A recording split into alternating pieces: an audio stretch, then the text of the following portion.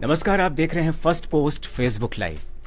शहला रशीद शुरा एक वो नाम जो अपने बेबाक बयानों, अपनी बेबाक बातों की वजह से कभी विवादों में रहती हैं तो कभी सुर्खियां बनती हैं।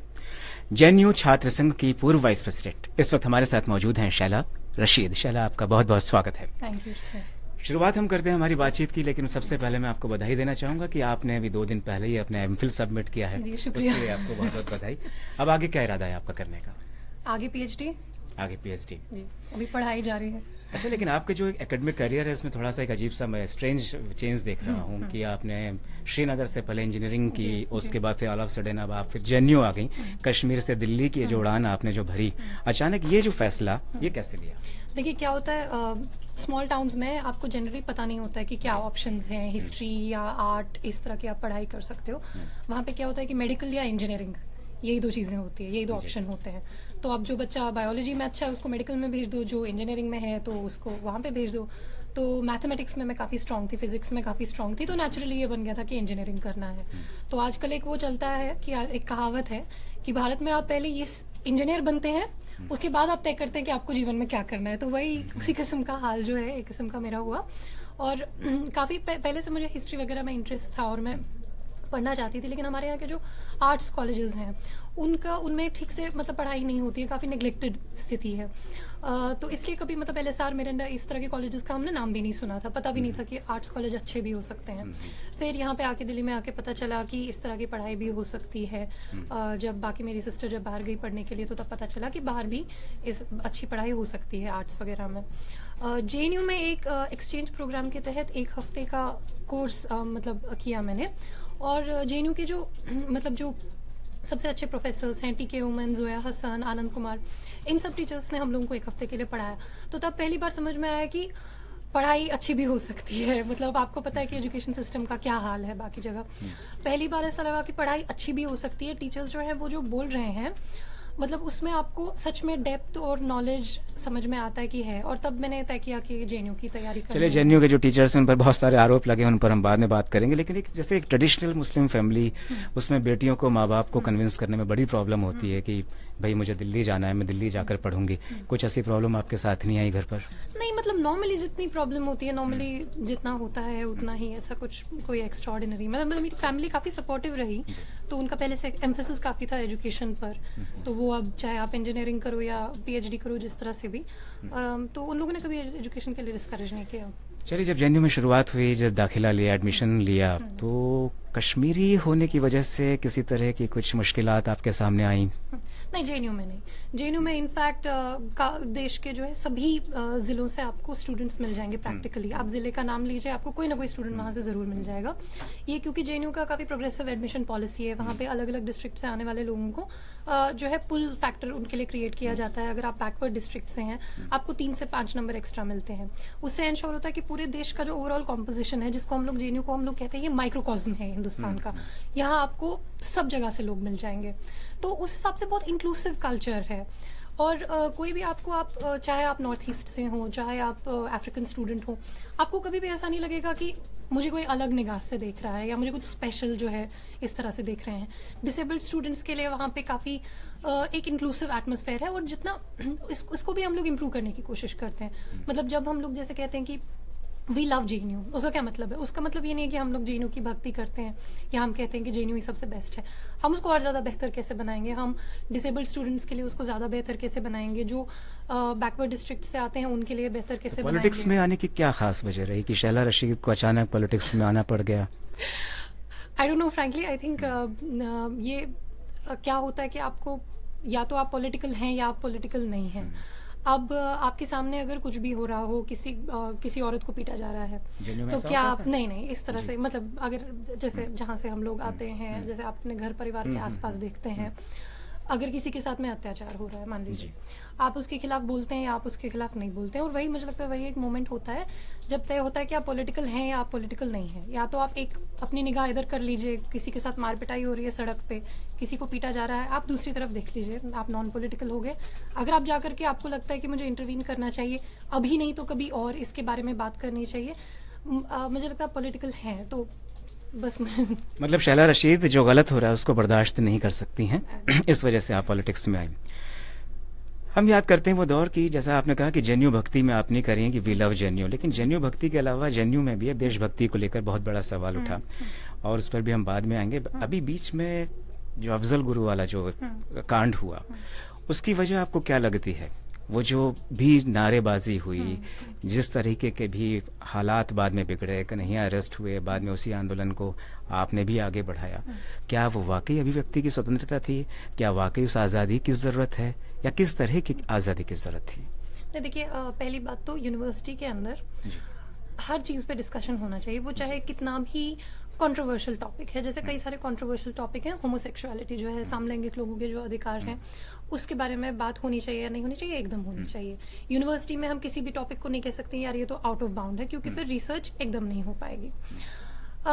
यूनिवर्सिटी के अंदर अगर कुछ लोग अफजल गुरु पे बात करना चाहते हैं, अगर वो उस केस पे बात करना चाहते हैं, डेथ पेनल्टी के बारे में बात करना चाहते हैं, ये बात ज़रूर होनी चाहिए।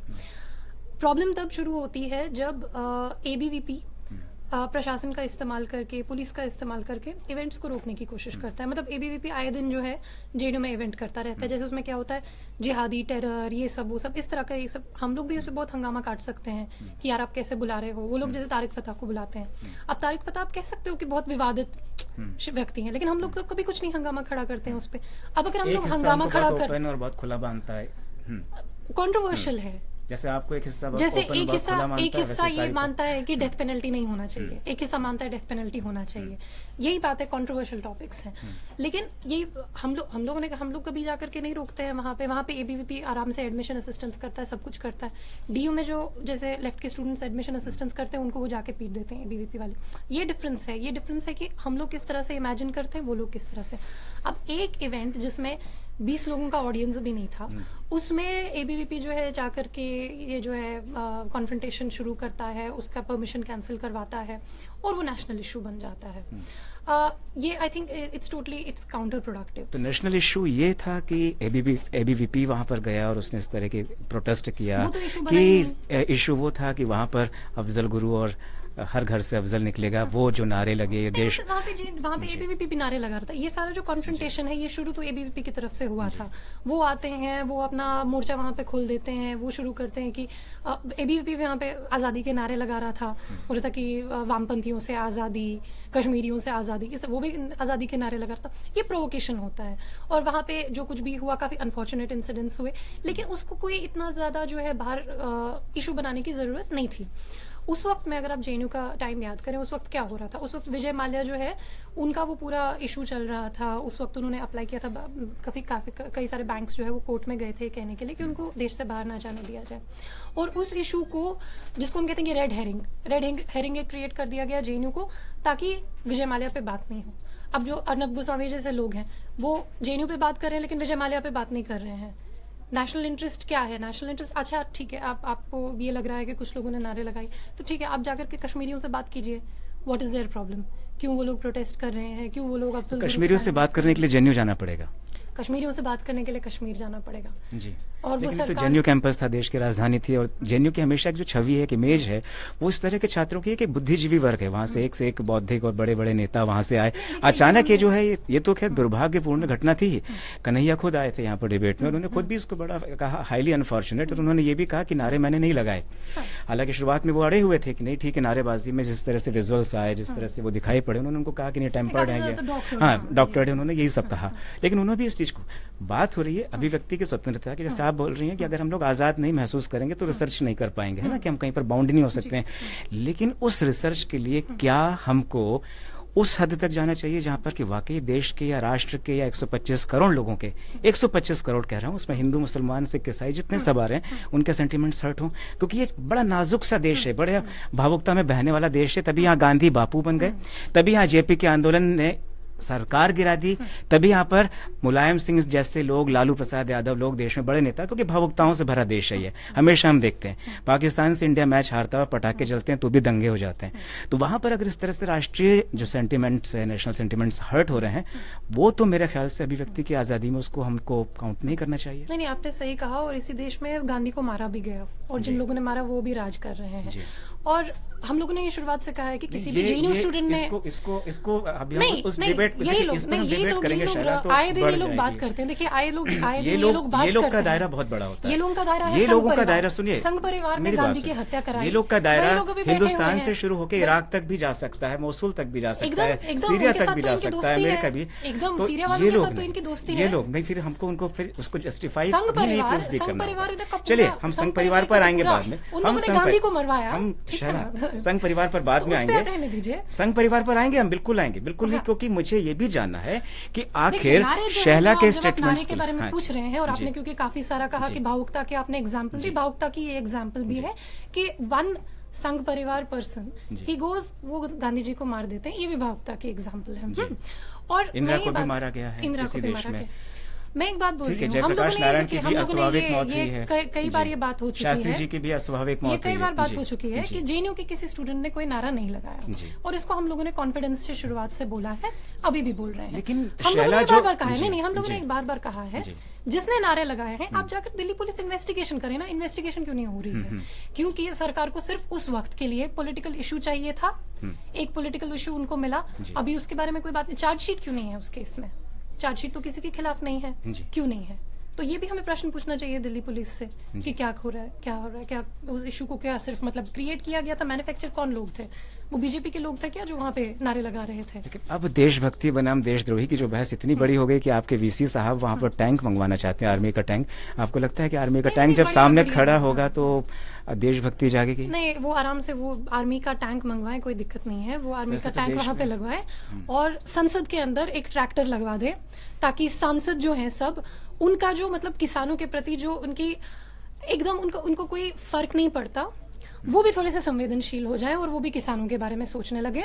और मोदी जी के घर पे जो है एक किताब लगवा देनी चाहिए, जो कॉन्स्टिट्यूशन ऑफ इंडिया है वो वहां पे लगवा देना चाहिए, ताकि उनका पढ़ाई लिखाई की तरफ, स्टूडेंट्स की तरफ और कॉन्स्टिट्यूशन की तरफ थोड़ी सी उनकी आपकी नाराजगी कितनी बातों से है शैला? संविधान से भी है, सिस्टम से भी है।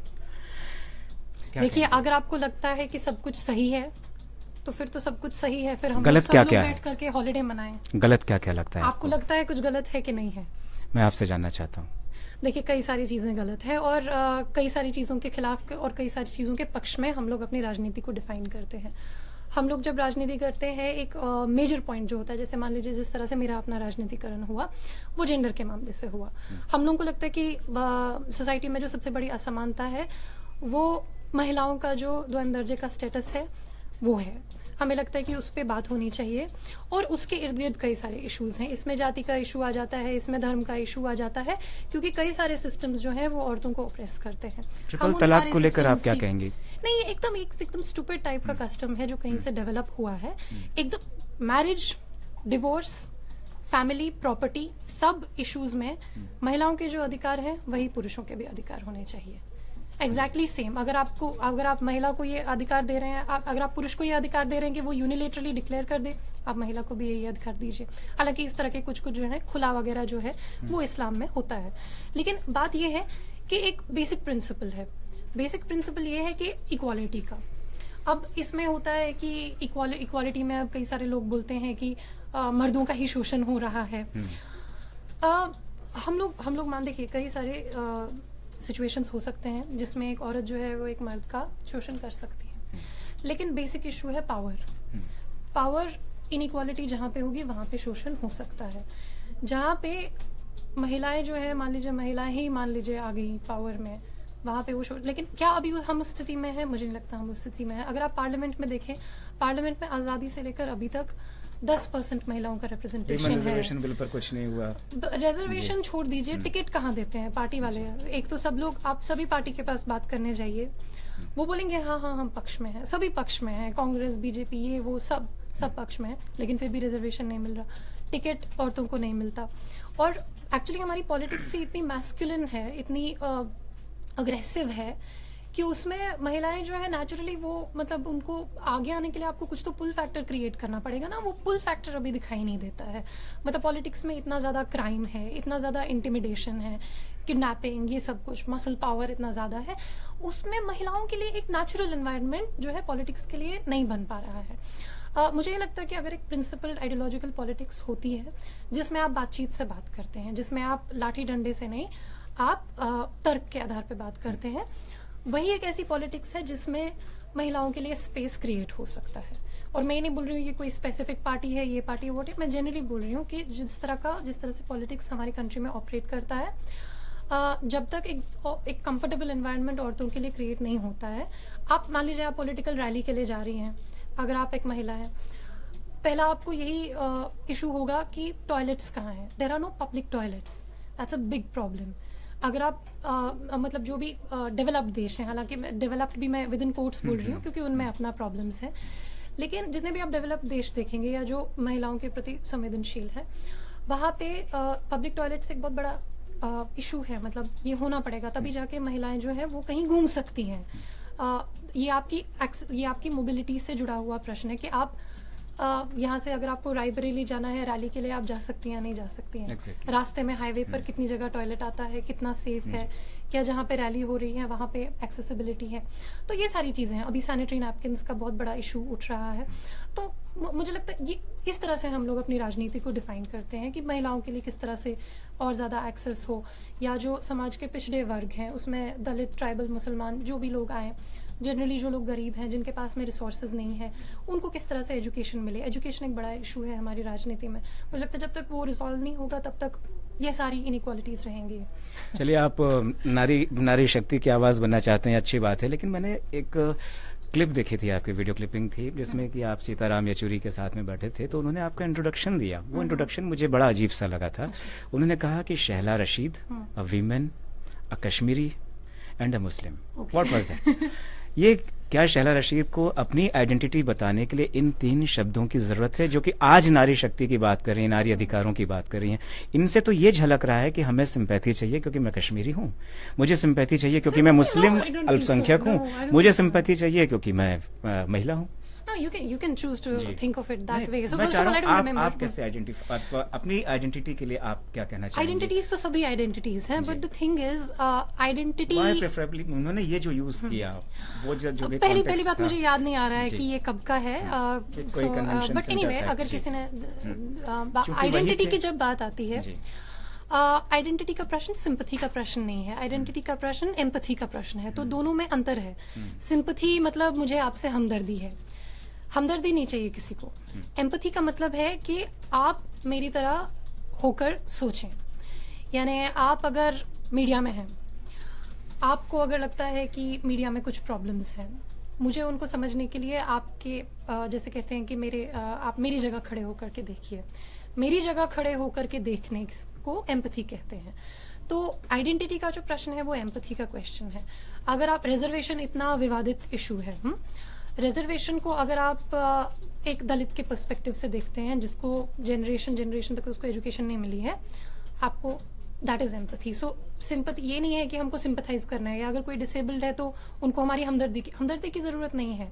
जैसे डिसेबिलिटी में एक बड़ा जो थिंकिंग का मतलब स्टैंड है वो ये है कि अगर मान लीजिए अगर मैं डिसेबल्ड हूँ या लोकोमोटिव डिसेबिलिटी है, मैं चल नहीं सकती हूँ, तो क्या ये मेरा डिसेबिलिटी है कि मैं इस बिल्डिंग में ऊपर तक नहीं आ सकती हूँ, या क्या ये सोसाइटी का प्रॉब्लम है कि सोसाइटी ने रैंप्स नहीं बनाए, सोसाइटी ने लिफ्ट नहीं बनाई, सोसाइटी ने जो है बस को एक्सेसिबल नहीं बनाया, और तब जाके मैं उसको, ये सोसाइटी का भी डिसेबिलिटी हो सकता है। इट डिपेंड्स आप कहाँ से इसको खड़े होकर के देखेंगे। बोलिए। मैं पॉलिटिकल पॉइंट ऑफ व्यू से पूछ रहा था, जो कि एक पॉलिटिकल पर्सनालिटी हैं, सीपीआई के सेक्रेटरी हैं, वो उन्होंने उसके बाद ये कहा, तो इसीलिए कि क्या कश्मीरियत भी पॉलिटिक्स में रहने के लिए जरूरी है, या विमेन होना जरूरी है, या फिर नहीं विमेन होना जरूरी? अरे आप क्या बोल रहे हैं, मतलब विमेन होना तो डिसएडवांटेज है पॉलिटिक्स में। बट एनीवे, जो ओवरऑल आइडेंटिटी का क्वेश्चन है वो ये है, मैं जब भी ट्विटर पे कुछ लिखती हूँ, फॉर एग्जाम्पल मैं न्यूक्लियर एनर्जी के बारे में लिखूँ, मैं फिल्म के बारे में लिखूँ, किसी रैंडम टॉपिक, मेरे अगर आप जो रिस्पॉन्सेज देखेंगे, जो मतलब जो बीजेपी ट्रोल्स हैं उस पर, वो लोग किस तरह से लिखते हैं? वो लोग लिखते हैं कि तुम साले कश्मीरी इस तरह से, तुम मुल्ले इस तरह से। मतलब ये तो मैं बहुत जो माइल्ड गालियां हैं वो बता रही हूँ, इसके आगे तो मतलब पूरा गालियों का वो है। तो वो लोग जिस तरह से आइडेंटिफाई करें, चाहे कश्मीरी मैं तो कभी बोलती नहीं हूँ, या मुस्लिम, या महिला। लेकिन मुझे देखा वैसे ही जाएगा। जो रेप थ्रेट्स आते हैं वो तो मतलब रेप थ्रेट्स तो स्पेसिफिकली वो आपको नहीं आएंगे, वो मुझे ही आएंगे। या अगर आपके पास रेप थ्रेट्स आएंगे, आपको बोला जाएगा कि आपके परिवार की महिलाओं के साथ ऐसा किया जाएगा। तो हमेशा जो अटैक होता है वो जेंडर्ड होता है, हमेशा जो अटैक है वो कम्युनलाइज्ड होता है, वो रीजनलाइज्ड होता है। तो आप चाहें या ना चाहें आपको इस तरह से अटैक किया जाएगा। Identity is not something you can get rid of. मैं बोल दूं आज अगर मैं जैसे उमर खालिद है, उमर खालिद ने एक टाइम पे बोला था कि मैं तो एथीस्ट हूँ, मैं तो मुसलमान हुई नहीं। लेकिन उनका जो पूरा प्रोफाइलिंग हुआ वो तो इस्लामोफोबिक प्रोफाइलिंग ही है। मतलब वो तो पूरा उनका आइडेंटिटी पे ही प्रोफाइलिंग हुआ, क्योंकि अनिर्बान के साथ वो नहीं हुआ। अनिर्बान और उमर एक साथ जेल गए, अनिर्बान का कोई नाम नहीं जानता, उमर को सब लोग। So that's the thing, identity is not something you can get rid of. अभी अगर आप अमेरिका जाएंगे, आप बोल दीजिए नहीं I am not an Indian, मैं I am an American at heart whatever. But when Srinivas Kuchibhotla when he was वहाँ पे उनको अटैक किया, उनको मारा गया, या जिस तरह से वहाँ पे इंडियंस पे कई सारे अटैक्स हुए, तब तो वो उनसे कोई पूछने नहीं जा रहा है तुम्हारे पास ग्रीन कार्ड है या नहीं, तुम अमेरिका को मानते हो या हिंदुस्तान को मानते हो, तुम्हारे दिल में ज़्यादा क्या नज़दीक है। आपकी प्रोफाइलिंग आपकी आइडेंटिटी के बेसिस पे हो सकती है। और आइडेंटिटी एक ऐसा प्रश्न है, मतलब आप चाहे उसको ले ना ले, कोई औरत जो खुद को वो एकदम अबला नहीं मानती, वो रात के 4 बजे जाती है, वो शॉर्ट्स पहन के बाहर सड़क पे घूमने के लिए जाती है, उस पर जब अटैक होगा वो उसकी आइडेंटिटी के ही बेसिस पे होगा। आपकी एक आइडेंटिटी और अलग सी बन रही है, जो कि सोशल मीडिया पर अमूमन देखा जाता है कि ये कहा जाता है कि आपके जो भी ट्वीट्स होते हैं वो कहीं ना कहीं सांप्रदायिक होते हैं। जैसे कि अभी हाल में आपने ये कहा कि वीएचपी वाले मेरा बुर्का लेके चले गए। What is it? क्या देखिए नहीं आप मुझे इस पे कम्युनल नहीं बोल सकते हैं। I don't accept the charge. Mob lynching पर भी आपने ये कहा कि चुन चुनकर मुसलमानों को निशाना बनाया जा रहा है, कहाँ पे इस तरीके का एक। देखिए पहले आप तो मुझे उसी चीज पे कोट कीजिए जो मैंने डायरेक्टली कहा है, जो आपने पहले वीएचपी वाले पर आते हैं। दूसरी तीसरी जगह से जो आपने सुना है उस पे मत कीजिए, क्योंकि बहुत डॉक्टर का जमाना है। ठीक है, वीएचपी पे मुझे हमेशा ट्विटर पे जो है जो ट्रोल होते हैं बीजेपी से रिलेटेड, वो लिखते हैं तुम तो मुसलमान हो, तुम तो मुल्ली हो, तुम बुर्का क्यों नहीं पहनती हो, तुम बुर्का क्यों नहीं पहनती हो, तुम बुर्का क्यों नहीं पहनती हो, what is this nonsense. And then I had to say कि मेरा बुर्का जो है ये तो जोक है जो मैंने क्रैक किया कि वीएचपी के एक लीडर को एक बार मुसलमान औरतों की एक गैदरिंग थी, उसमें बुर्का पहन के वो छेड़ रहे थे लड़कियों को। मैंने कहा कि भाई इसने चुरा लिया मेरा बुर्का, ये तो एक जोक है, ये तो एक कोलोकियल जोक है। लेकिन ये मेरी तरफ से इसकी शुरुआत नहीं होती है। ये शुरुआत होती है जब मुझे कोई पूछ रहा है कि तुम बुर्का क्यों नहीं पहनते हो, या मेरे को ऐसे मजा आता है, मैं ऐसे रहती हूँ, मैं क्यों बुर्का पहनूं, and why should someone ask me this question. So and this question ये यहाँ से नहीं आ रहा है, ये कोई मुसलमान मुझसे नहीं पूछ रहे कि तुम बुर्का क्यों पहन रही हो। ये मुझे आइडेंटिटी, ये एक आइडेंटिटी बेस्ड टारगेटिंग है कि मतलब तुम्हारे धर्म की औरतें तो बुर्का पहनती है, तुम क्यों नहीं पहनती हो बुर्का।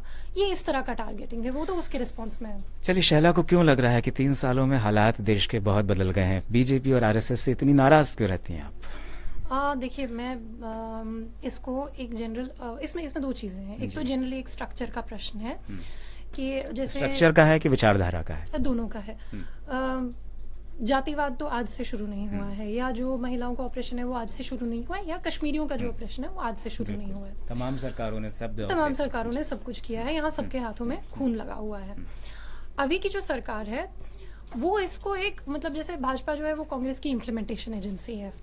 तो जो कांग्रेस जो चीज़ों के लिए कानून लाई थी, या कांग्रेस ने जो चीज़ें की नहीं या पूरी नहीं की, वो बीजेपी पूरा कर देती है। कांग्रेस ये जो है पूरे काउ लॉज लेकर के आई, काउ स्लॉटर वाले लॉज लेकर के आई, उसको जो है बीजेपी अभी अग्रेसिव तरीके से उसके बेसिस पे जो है ऑपरेशन कर रहा है। अब मैं बोलूँगी मुसलमानों का ऑपरेशन कर रहा है तो आप बोलोगे कि मुसलमान क्यों बोल रहे हो। एक्चुअली हम लोगों ने कभी, अगर आप मेरे एक्चुअल स्पीचेस देखो, अगर आप ये ना दूसरे तीसरे ने क्या कहा, we have never made it a Muslim issue. हम लोगों ने शुरुआत से कहा है कि ये तो किसी का भी हो सकता है, ये तो किसी का भी ऑपरेशन हो सकता है, मुस्लिम का भी हो सकता है, दलित का भी हो सकता है। जैसे ऊना में तो दलितों को पीटा गया। लेकिन जिस टाइम पे मतलब मान लीजिए अगर औरतों के साथ में रेप हो रहा है, आप क्या कहेंगे कि मानव के साथ में रेप हो रहा है, या आप कहेंगे कि महिलाओं के साथ में रेप हो रहा है? यार जिसके साथ में हो रहा है तो वो तो आपको कहना पड़ेगा ना। अगर मुसलमान मर रहे हैं तो आपको कहना पड़ेगा कि मुसलमान मर रहे हैं। इस तरह का ये मान लीजिए एक तो ये माहौल है जो भाजपा ने बनाया है। दूसरा, ये काफ़ी लंबे समय से चलता आ रहा है। माने पार्टीशन तो अभी नहीं हुआ, 2017 में नहीं हुआ, वो तो 1947 में हुआ। यानी कहीं से जो एक कम्युनल मानसिकता है, ये अनफॉर्चुनेटली हमारे देश के डीएनए में ही शुरुआत से आ चुकी है। बंटवारा ही उसी शर्त पर हुआ एग्जैक्टली तो ये आज का प्रॉब्लम नहीं है, ये दंगे इस देश में पहले से होते आए हैं। हमारा ये एम है, हम ऐसा देश देखना चाहते हैं जहाँ पे दंगे ना हो, जहाँ पे लोग एक दूसरे को धर्म के नाम पे ना मार काट करें। तो अगर if that makes us political, then we are political, we accept the charge. If that makes us angry, then we are angry, we accept the charge. 3 साल में ऐसे कौन से बड़े दंगे इस देश में हुए? अगर आप देखें, मेरे ख्याल से गोधरा भी नहीं हुआ, गुजरात भी नहीं हुआ, 84 का भी नहीं हुआ। नहीं, अभी जो इन नया 3 साल में से जो हालात नया सरकार का, देखिए भाजपा जब पावर से बाहर होती है तब वो दंगे करवाती है। ये एलिगेशन बीजेपी पर हमेशा लगता है, ठीक है चलिए। और अभी वो पावर और जब पावर में है तो फिर क्यों नहीं दंगे हो रहे? अभी देखिए दंगों का जो है दूसरा रूप जो आपके सामने आता है वो है मॉब लिंचिंग का, जो भीड़ हत्या का आजकल ये माहौल चल रहा है पूरा। एक तो भीड़ हत्या होती है, 2 तरीके की भीड़ हत्या। चीज जानना चाहूंगा, आपने जैसे कहा, चलिए आप पहले कन्फाइन कीजिए जी। 2 तरीके का भीड़ हत्या का आपको ये दिखेगा। एक तो है जो पैटर्न किलिंग्स है, दूसरी है जो पैटर्न किलिंग्स नहीं है। पैटर्न किलिंग का मतलब है कहीं पे कोई गाय चराने वाला वो गाय ले जा रहा है, जैसे पहलू खान के साथ में हुआ, उसको जो है बजरंग दल वालों ने किसी ने पकड़ के पीट दिया, मार दिया। ये आपका पैटर्न किलिंग्स है, यानी जो गौ हत्या के नाम पे हुई है। लेकिन ये अगर चलता रहा, मान लीजिए दादरी, पहलू खान, ऊना, ये तो सब गाय के नाम पे हुआ, ये पैटर्न किलिंग है। ये अगर चलता रहा तो ये नॉर्मलाइज हो जाएगा। नॉर्मलाइज होने का मतलब है कि अब ये आम बात हो गई है, लोगों को अब यही समझ में आता है। और वैसे भी इस देश में इतना ज्यादा गुस्सा है, इतनी गरीबी है, इतना अनएम्प्लॉयमेंट है कि आराम से लोग जो है अपना गुस्सा उतारने के लिए इस पर ये that is a very dangerous situation. मतलब कल को आप ट्रेन पे किसी को जगह नहीं दें, आपके साथ में कुछ हो सकता है। कल को कोई औरत जो है वो शॉर्ट्स पहन के घूम रही है, उसके साथ में हो सकता है, जैसे हुआ ही था। तो वो जो नॉन पैटर्न किलिंग्स हैं वो भी बहुत डेंजरस है। मतलब मुझे ये नहीं पता मुझे क्या कहना चाहिए कि ये ज्यादा डेंजरस है या वो ज्यादा डेंजरस है, सब डेंजरस है। जो माहौल बनेगा ओवरऑल वो बहुत डेंजरस है, क्योंकि उस माहौल में जो वल्नरेबल लोग हैं, वल्नरेबल कोई भी हो सकता है, वल्नरेबल आप अगर एक महिला आप शॉर्ट स्कर्ट पहन के ट्रेन में जा रही हैं वो वल्नरेबल हो सकता है, आप रात को बाहर शॉर्ट स्कर्ट पहन के जा रही हैं वो वल्नरेबल हो सकता है। इसलिए मैं कह रही हूँ कि एक तो पैटर्न किलिंग्स है जिसको खास तौर से भाजपा ने बढ़ावा दिया है। इसमें महेश शर्मा जो यूनियन मिनिस्टर, देखिए अगर बीजेपी का आप देखिए, जैसे जिस तरह मैं एक चीज कहना चाहूंगा, जैसे कि अगर आतंकवाद है उसको आप इस्लाम से नहीं जोड़ सकते हैं, तो वैसे ही कि गौ हत्या हुई या फिर मॉब लिंचिंग हुई, उसको हम पर्टिकुलर स्पेसिफिक एक पार्टी से नहीं जोड़ सकते हैं, जैसा कि मेरा मानना है। भीड़ की ना कोई जात होती है, भीड़ का ना कोई धर्म होता है, और भीड़ का ना कोई चेहरा होता है। अमूमन ये सिर्फ मॉब लिंचिंग में नहीं, बहुत सारे केसेस इसमें आते हैं।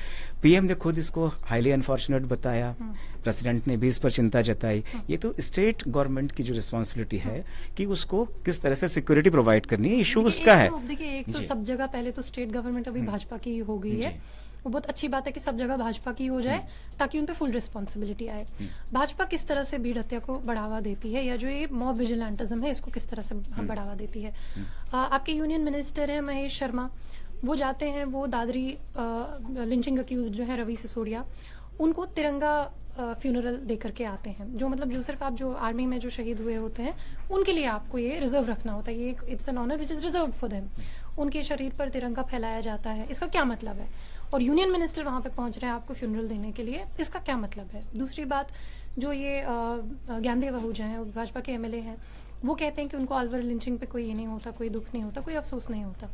तेजिंदर बग्गा है, तेजिंदर बग्गा भाजपा के स्पोक्स पर्सन है, वो क्या करते हैं, उनका क्या डिस्टिंक्शन है, वो जगह जगह जाकर के लोगों को पीटते हैं, जो भी उनको पसंद नहीं आता। प्रशांत भूषण को पीट दिया, किसी को पीट दिया। ऐसे विजिलेंटे स्ट्रीट विजिलेंटे को आप उठा करके स्पोक्स पर्सन बनाते हैं। ऐसा आदमी आपका यूनियन मिनिस्टर है, ऐसा आदमी आपका एमएलए है। आपके जो ऑफिस, आपने कहा कि इसको आप इससे नहीं जोड़ सकते हैं, लेकिन जोड़ना तो पड़ेगा कहीं तो आपको। मतलब आप ये नहीं कह सकते हैं कि ये अपने आप हो रहा है। मतलब जो देश में जो सब कुछ अच्छा हो रहा है उसका क्रेडिट मोदी जी का, और जो खराब हो रहा है वो अपने आप हो रहा है, ऐसा होता नहीं है। मतलब ये ऐसी बात हो गई कि गुजरात में मोदी जी ने जबरदस्त काम किया, बहुत बढ़िया काम किया, हाँ, बढ़िया एडमिनिस्ट्रेटर थे, जबरदस्त लीडर थे। 3 दिन उनके नाक के नीचे दंगा होता रहा, उनको पता नहीं चला। ये ऐसी बात हो गई कि मतलब जो अच्छा है गुजरात में वो सब कुछ वो देखिए, गुजरात के लोगों का हर नहीं है, वो मोदी जी का है। सियासत का पूरा इतिहास होता है। अगर हम बीजेपी तो अभी सत्ता में आई है ना, 14 सालों के बाद में आई है। इसके पहले कांग्रेस भी रही। 84 के दंगों के भी जो लोग कल्प्रिट थे या जो लोग जिम्मेदार थे, वो भी लगातार बड़े बड़े पोस्ट पर, बड़े बड़े कैबिनेट में वो लोग रहे। और खैर, हम इस तरह की बहस करेंगे तो बहस और आगे हमारी चली जाएगी। बेसिकली जो बात है कि इसका सॉल्यूशन क्या है, क्योंकि जैसे कि आपके जो एलिगेशंस हैं, आप अपने जो आपके पास जो आप उनको सब्सटेंशिएट कर रही हैं, जो आधार है आपका, आप तमाम बीजेपी के लीडर्स हैं, और आपका जो कहना है वो जाहिर तौर पर यह है कि बीजेपी स्पॉन्सर्ड स्टेट्स हैं, तो इसलिए वहां पर ये घटनाएं घटी हैं, तो इसलिए आपका कंसर्न है। सॉल्यूशन क्या है आपकी नजर में, आप मुझे ये बताइए। देखिए, इसका सोल्यूशन जो है मुझे नहीं लगता पॉलिटिक्स से हो सकता है, क्योंकि पॉलिटिक्स में इतना फेरबदल है। आधे कांग्रेस एमपी तो है वो जाकर के भाजपा ज्वाइन कर लेते हैं। कल एक गठबंधन सरकार है, परसों दूसरी गठबंधन सरकार है। मुझे लगता है हम लोगों को एक सामाजिक मूवमेंट की जरूरत है, जहां पर हम लोग मिल करके कहें कि हम लोग ना हिंसा होने देंगे, ना हम हिंसा में भाग लेंगे, ना हम हिंसा को बढ़ावा देंगे। हम लोगों को मिल करके ये कहना पड़ेगा कि अगर पॉलिटिकल पार्टियां अगर महिलाओं को टिकट नहीं दे रही हैं, तो उस कंस्टिट्यूएंसी के लोग जाकर के धरना करेंगे पॉलिटिकल पार्टी के ऑफिस पे और कहेंगे कि ये हमारी महिला नेता है, आप इनको टिकट दीजिए।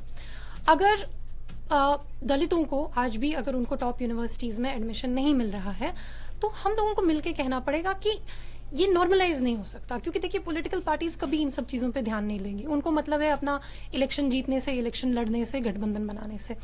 लेकिन आप और हम जो कॉमन लोग हैं, हम लोगों को समाज में जाकर के हम लोगों को बात करनी पड़ेगी लोगों से, क्योंकि ये जो एकदम जो ये पागलपन हो रहा है ना, कोई किसी को मार रहा है, कोई किसी को मार रहा है, अभी आज इसको मार दो, कल उसको मार दो, ये हम चलने नहीं दे सकते हैं। क्योंकि आपको और हमको इस देश में रहना है। पॉलिटिशियन तो अपने बंगले में रहते हैं, वो तो अपने एमपी फ्लैट में रहते हैं, उनको कोई मतलब नहीं है, उनके पास 24/7 सिक्योरिटी है। आपको ट्रेन में ट्रैवल करना है, मुझे जनरल कंपार्टमेंट में रात को ट्रैवल करना है, मुझे भी जनरल में करना है, मुझे भी किस तरह से हम लोग सेफ रहेंगे, इसकी जिम्मेदारी हम लोगों को लेनी पड़ेगी। हम लोगों को साथ मिलकर, सामाजिक स्तर पर साथ मिलकर ये कहना पड़ेगा, जिस तरह से not in my name protests में आपने एक हद तक देखा कि समाज साथ में आकर कहे कि यार हम लोगों को शिक्षा चाहिए, हम लोगों को रोजगार चाहिए, खाना चाहिए, हम लोगों को सिक्योरिटी चाहिए, हम लोगों को फार्मर सुसाइड से मुक्ति चाहिए। अब इस पे तो कोई पॉलिटिशियन बात नहीं करेगा। अब वो बोलेंगे टैंक लगवाओ जेएनयू में, ठीक है लगवाओ, वहां पे पार्लियामेंट में ट्रैक्टर भी लगवाओ। वहां पे पॉलिटिशियंस को मतलब मंदसौर में आप जाकर के फार्मर पे गोली चलाते हैं और कोई जवाबदेही नहीं है, क्योंकि सारी पॉलिटिकल पार्टीज मतलब कोई एक दूसरे से सवाल पूछ ही नहीं रहा है जिन चीजों पे सवाल पूछना चाहिए। बेकार में हम लोगों का जो है ध्यान उधर इधर ये इन सब चीजों पे भटकाया जाता है। किसी ने कुछ बयान दे दिया, किसी ने कुछ बयान दे दिया, किसी ने किसी को गाली दे दी। इसलिए जैसे पिछले दिनों आपने एक कंट्रोवर्सी देखी होगी, वो जो अभिजीत वाला मामला हुआ था, जब अभिजीत ने कुछ कॉमेंट किया था, मैंने जो उस पर स्टेटमेंट दिया, मैंने यही कहा कि ये सारे बकवास इश्यूज हैं। हम लोगों को आज बात करनी चाहिए सहारनपुर में जो वायलेंस हो रही है उस पर, हम लोगों को बात करनी चाहिए जो मॉब लिंचिंग्स हो रही है उस पर। ये जब तक लोग बेसिक इश्यूज पे यूनाइट नहीं होंगे, तब तक ये कम्युनल जो है ये सब चलता रहेगा। जब तक एक हिंदू और मुसलमान मिल करके ये नहीं कहेंगे कि हमारे घर में खाना नहीं है, हमारे घर में चूल्हा नहीं जल रहा है, हमारे बच्चे के पास शिक्षा नहीं है, शिक्षा बहुत महंगी है, तब तक आपको एक दूसरे के खिलाफ लड़ाया जाएगा। पार्लियामेंट में तो लगातार हंगामा सिर्फ इसी बात को ही लेकर हो रहा है, मॉब लिंचिंग को लेकर। सहारनपुर की दलित हिंसा के बाद तो मायावती ने इस्तीफा दे दिया। तो फिर तो एक नई व्यवस्था की आप कल्पना कर रही हैं कि एक नई व्यवस्था बनाए। नई व्यवस्था का ही सपना दिखाकर आम आदमी पार्टी भी सत्ता तक पहुंची, और अब क्या है सूरत हाल आप बेहतर जानती हैं। नहीं देखिए, अब इसमें हम लोग मायूसी से तो काम ले नहीं सकते हैं, क्योंकि अगर आप मायूस होते हैं, कई बार ऐसा लगता है कि यार क्या हो रहा है, कितने तरह का ये सब चल रहा है। कभी कभी आपको ऐसा मायूसी ऐसी आपको लगती है कि कल एक पार्टी, परसों नई पार्टी बन जाएगी, 2019 तक कोई नई पार्टी बन जाएगी। इसलिए मैं ये कह रही हूँ कि देखिए पार्टीज को भी चेक में कौन रखता है, पार्टीज को चेक में जनता रखती है। अगर जनता आज यूनाइट हो जाए, वो कहे कि भैया हमको कुछ एक दूसरे से वो नहीं है, हम लोगों को एक दूसरे से कोई प्रॉब्लम नहीं है, हमको कोई ये हिंदू मुसलमान नहीं करना, हम लोगों को आप नौकरी दो, हमको मॉब नहीं चाहिए, जॉब चाहिए, तो तब तभी कोई पार्टी का जो है दिमाग ठिकाने आएगा। नहीं देखिए, तो वो अपना- लोकतंत्र तो जो गढ़ा गया है वो इसीलिए ही गढ़ा गया है। हर 5 सालों में हर सरकार की अग्नि परीक्षा होती है, काम नहीं किया होता है तो बाहर होती है। अभी तक के जो भी इलेक्शंस हुए, जो भी मैंडेट आए हैं, उसमें जनता ने इस तरह का संतोष तो नहीं दिखाया। उसने तो फुल मैंडेट ही दिया है हर जगह चुनी हुई सरकार को। तो फिर हम इस वक्त सवाल सिर्फ सिस्टम पर नहीं, हम जनता की सोच पर भी उठा रहे हैं, मुझे लग रहा है। जनता की सोच किस तरह से बनती है? जनता की सोच भी तो मतलब ऐसा नहीं है कि वैक्यूम में बनती है। जो आसपास चल रहा होता है उसी से उसका बनाया जाता है, सोच बनाया जाता है। अब आप कुछ चैनल देखेंगे, जैसे भाजपा अपनी पूरी राजनीति किस तरह से करती है। वो क्या करती है, कश्मीर में भाजपा की सरकार है, वहाँ पे वो वोट लेने गए, लोगों के बीच में लोगों को बोला कि वोट दो, ये सब करो, वो सब करो, सरकार बना ली उन लोगों ने। अभी जो वहाँ पे अभी कश्मीर में क्या चल रहा है, वहाँ पे ज़बरदस्त तरीके से वहाँ पे कैओस मचा हुआ है। उसके बारे में ये लोग बात नहीं करेंगे, लेकिन पूरे देश भर में घूम घूम कर ये लोग बात करेंगे, कश्मीर कश्मीर कश्मीर, कश्मीर में हमारे जवान मर रहे हैं, कश्मीर में ये हो रहा है, कश्मीर में वो हो रहा है। आप जाके सॉल्व करो। आप मतलब इसके कश्मीर के बेसिस सॉल्व करने की तो कोशिश है। मैं जो कहने की कोशिश कर रही हूँ, कश्मीर के नाम किससे पे बात करें? लोगों से। आप लोगों से बात कीजिए। जब वोट लेने जाते हैं पॉलिटिशियन, तब नहीं करते लोगों से बात, तब हर एक दरवाजे पे खटखटा के हमको वोट दो, हमारा ये चिन्ह है। आज जाके बात करो आप लोगों से। जो आम लोगों के नुमाइंदे बने हुए अलगाववादी नेता हैं, वो तो टेरर फंडिंग के मामले में भीतर जा रहे हैं, तो आप किससे बात करें? वहाँ की जनता ने, वहाँ की आवाम ने सरकार चुनी, महबूबा मुफ्ती वहाँ पर बनी, लेकिन वहाँ सरकार के ही जो महबूबा मुफ्ती से उनको भाव ही नहीं देते। राजनाथ सिंह कहाँ बात करते हैं उनसे? राजनाथ सिंह तो वहाँ नहीं रहते ना 24 घंटे। महबूबा मुफ्ती तो रहती हैं, उनका भी तो उनके साथ में अपनी आवाम के साथ में, अपनी आवाम के साथ में उनका 1 to 1 होना चाहिए, एकदम होना चाहिए। लेकिन अभी कोई भी लीडर, वो चाहे सेपरेटिस्ट कैंप का, मेन स्ट्रीम कैंप का, अभी कश्मीर में कोई ऐसा लीडर नहीं है जिसका होल्ड लोगों पर है। तो 3 साल में उबाल एकदम से कैसे आ गया? 3 साल ही अचानक क्यों? क्योंकि देखिए टोटल अमरनाथ के यात्रियों पर कभी नहीं हमला हुआ, 2002 में हुआ, 2004 में हुआ, फिर सब शांत रहा, फिर अचानक से फिर ये सब। तो देखिए ये ओवरऑल पोलराइजेशन जो क्रिएट हो रहा है, मैं आपसे वही कह रही हूँ कि आप भाजपा की जो सरकार है वो जाकर के कश्मीरियों से नहीं बात करती है, वो जाकर के देश भर में लोगों से बात करती है कि देखो देखो कश्मीरी कैसे हैं। इसी तरह से कुछ चैनल है, रिपब्लिक है, अभी वो लोग आए, उन पे वहाँ पे कोई पैनलिस्ट आके कहते हैं कि कश्मीरियों के गाल लाल क्यों हैं। इस तरह के जो ये घटिया स्टेटमेंट दे करके, घटिया लेवल की पोलराइजेशन करके लोगों को एक दूसरे के खिलाफ में खड़ा किया जाता है। तो आम कश्मीरी की क्या अपनी वो है सोच है? आम कश्मीरी क्या सोचता है? देखिए आप खुद वहां से चाहता है, आम कश्मीरी वही चाहता है जो कहीं पे भी कोई भी चाहता है। लेकिन वो जब उसका डिस्टर्ब हो जाता है, जब वो सारी चीजें उसको नहीं मिलती हैं, तो उसके गुस्से को कहीं पर वेंट मिलता है। अब सवाल ये है कि आम कश्मीरी क्या चाहता है, ये तो तब हम लोगों को पता चलेगा जब कोई जाकर के बात करे। लेकिन कोई तो जाकर बात नहीं, जैसे आपने कहा महबूबा मुफ्ती को जाना चाहिए। She has lost the confidence of the people. वहाँ पे कोई लीडर ही नहीं है आज के, मतलब जो चीफ मिनिस्टर हैं उनको पता ही नहीं है कि उनके लोग क्या सोच रहे हैं।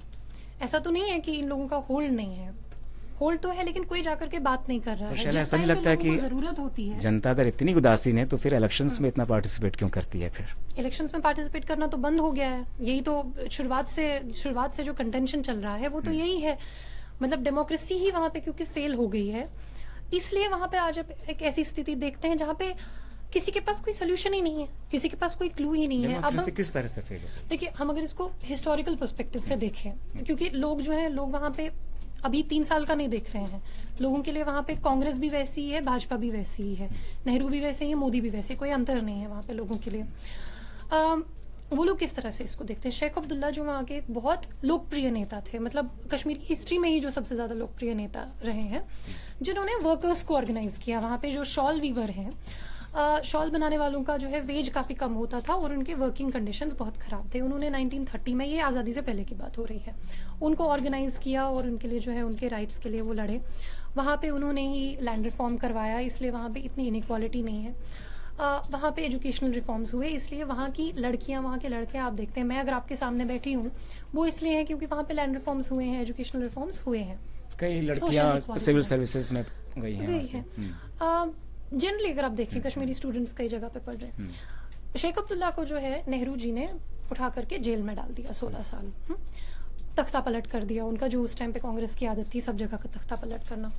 1987 तक आते आते वहाँ प्लेबिसाइड जो है, वहाँ पे प्लेबिसाइड जो है कोई ऐसा मतलब टैबू वर्ड नहीं था जिसको आप बोल नहीं सकते हैं। वहाँ पे प्लेबिसाइड फ्रंट करके एक पार्टी थी, उसको 72 में बैन कर दिया गया था प्लेबिसाइड फ्रंट को। आप 87 पे आते हैं। 87 में इलेक्शंस की इतनी मैसिव रिगिंग होती है, मतलब आज जो है कांग्रेस पार्टी चिल्ला रही है कि ईवीएम फ्रॉड है, ईवीएम फ्रॉड है। यार आपने मतलब कश्मीर में हमेशा तो आपने रिगिंग ही की है इलेक्शंस की, एंड एवरीवन नोज दिस, ये सबको पता है, मतलब इट्स एन ओपन सीक्रेट। वहां पे जब रिगिंग हुई इलेक्शन में 87 में, वही जो यूथ है जो एक्चुअली जीत रहे थे, जिनको उठा करके जो है जबरदस्ती जेल वेल में डाल दिया, बहुत गंदी तरह से वहां पे इलेक्शन रिग हुआ, वही लोग जाकर के पाकिस्तान में आर्म्स ट्रेनिंग लेने के लिए जाते हैं। दे वर द फर्स्ट मिलिटेंट्स। तो आप समझ रहे हैं किस तरह से जो है, जब मैं कह रही हूँ कि डेमोक्रेसी का फेलियर है, डेमोक्रेसी का फेलियर यही है। अभी मतलब हर बार जब प्रोटेस्ट होता है तभी कश्मीर के बारे में जो है थोड़ा सा, आजकल तो खैर वो भी नहीं सुनते हैं क्योंकि मीडिया ने दिखाना बंद कर दिया है, दिखाते भी हैं तो पूरा एक पोलराइज तरीके से दिखाते हैं। आप कह रही हैं पोलराइज, लेकिन देखा जाए तो मीडिया की 2 ही तस्वीरें वहां से आती हैं, एक तो वो नमाज के बाद स्टोन पेल्टिंग की आती हैं या फिर एनकाउंटर्स की आती हैं, तीसरी तो कोई तस्वीर नजर आती नहीं वहां से। जैसे आप जैसे मुझसे अभी बात कर रहे हैं, क्या इस तरह से, क्या हमारी मीडिया जो 24/7 उनके पास आराम से टाइम है कुछ भी दिखाने का, 24/7 न्यूज चैनल्स हैं, वो जाकर के क्यों नहीं लोगों से बात करते हैं, वो लोगों का आम पर्सपेक्टिव दिखाएं। लेकिन इतना सेंसरशिप हो गया है कि आज आप कश्मीर के बारे में बात ही नहीं कर सकते। शहला, एक और चीज मैं कहूंगा, आप सेंसरशिप की बात करी आज के जो अभी के जो हालात हैं उनको लेकर, लेकिन जब कश्मीरी पंडित घाटी छोड़कर वहां से भागने को मजबूर हुए थे तो वो दौर भी एक सेंसरशिप का था। उन कश्मीरी पंडितों का जिक्र संसद से लेकर बाहर खबरों तक में भी नहीं होता था, तब वो आवाज, फिर उसके लिए आवाज किसी ने क्यों नहीं उठाई? बात हर किसी के वहाँ पे अगर आप जैसे मैं तो उस टाइम पे पैदा भी नहीं हुई थी, लेकिन अभी जब मैं उसके बारे में पढ़ती हूँ, जैसे वजाहत हबीबुल्लाह की किताब में मैंने पढ़ा, तो उसमें वो जिक्र करते हैं, क्योंकि वो उस टाइम पे वहाँ के आईजी थे, तो वहाँ पे वो जिक्र करते हैं कि जिस टाइम पे कश्मीरी पंडितों के निकलने की बात हो रही थी, उस वक्त आम जो कश्मीरी मुसलमान हैं वो प्रोटेस्ट कर रहे थे, वो नहीं चाहता था कि वो जाए, वो कह रहे थे कि उनको मत निकालिए। उस टाइम पे मुझे लगता है ये गवर्नमेंट का एक जबरदस्त फेलियर है, और मैं इस सब में नहीं जा रही हूँ, ये गवर्नर था या वो था या सेंट्रल गवर्नमेंट जो भी था, उस टाइम के पॉलिटिकल क्लास की रिस्पॉन्सिबिलिटी थी कि कश्मीरी पंडितों को उनके घर में सेव कराया जाए। जम्मू में क्यों, आप उनको जम्मू क्यों ले जा रहे हैं? आप उनको उनके घर में सेव कराइए ना। आज अगर कहीं पे दंगा हो जाता है तो आप क्या वहां से मुसलमानों को निकाल देते हैं क्या? फिर उनको दिल्ली ले आते हैं, वहां पे उनको, आपको आपके घर में सेफ्टी चाहिए, वो सेफ्टी है। घर से बाहर निकाल के सेफ्टी कोई सेफ्टी नहीं है। और आज तक जो है लोग वहाँ पे माइग्रेंट कैंप्स में रह रहे हैं जम्मू में, आज तक भी उनका रिहेबिलिटेशन जम्मू में नहीं होना चाहिए, कश्मीर में होना चाहिए। उसके बारे में किसी ने कोई एफर्ट नहीं किया है। उसके बारे में जो है आज बात हो भी रही है तो again it is very polarised कि अलग से कॉलोनी बनेगी, ये बनेगा। मतलब पॉलिटिकल क्लास का जो ड्यूटी होना चाहिए आइडियली, जिस तरह से हम लोग समझते हैं, सोशल हार्मनी आपको एस्टैब्लिश करना, लेकिन अनफॉर्चुनेटली पॉलिटिकल क्लास जो मतलब हिंदुस्तान का जो पॉलिटिकल क्लास है, यहाँ पे उसके इंटरेस्ट में हमेशा होता है कि आपसी फसाद हो, एक कम्युनिटी दूसरी कम्युनिटी से लड़े, ताकि आपको जो है कुछ कहने का ये मिले।